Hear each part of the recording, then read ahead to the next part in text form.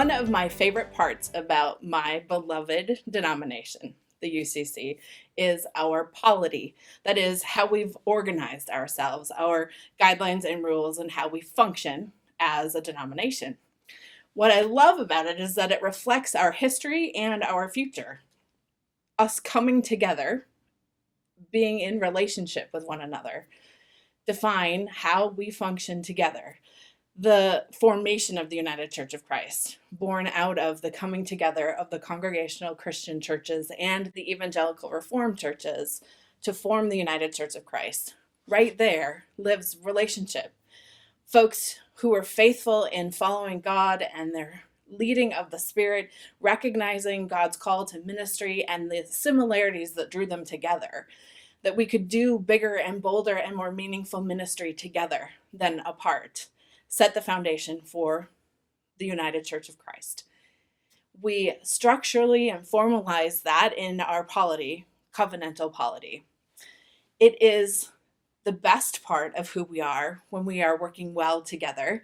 It is also one of our greatest challenges at times, because it means that we care deeply for everybody in the system. We are in relationship. Covenant to me is expressed in promise and relationship. And we then, therefore, honor all of the parties involved in our church. We respect and care for. Frankly, we love one another passionately like a family. And families are not always easy, but they are profoundly meaningful and powerful. And that is how God has called this church to action and ministry in the world. Within the UCC Constitution and bylaws, in the definition and description of covenantal polity, words like responsibilities and rights are included, both accountability to the whole system and to all the other partners, and rights within that system. As members of the whole body of Christ, we covenant to honor one another, to respect one another, all of our expressions of the church, to listen to one another, to hear one another, to carefully consider all of the positions and expressions and experiences of our church. Those expressions have titles that most of us understand, are local congregations. So the church that gathers together in the corner or in a coffee shop or in a neighborhood of like-minded folks hearing the call of God and seeing themselves together as one congregation is one expression of the UCC. Several congregations nearby organized together as an association, again, recognizing we do better ministry when we are working together. Another circle is the conference. Just shy of 40 conferences of the United Church of Christ. Again, a gathering of all of us, recognizing that we do better ministry and better and more boldly follow God when we're doing it together.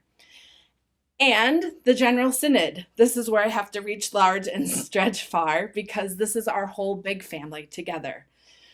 The General Synod only gathers physically together occasionally, and yet all of us are the General Synod of the whole United Church of Christ together.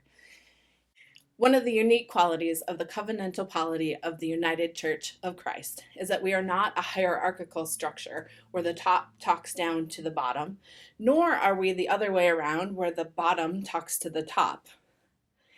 We are a family all in this together.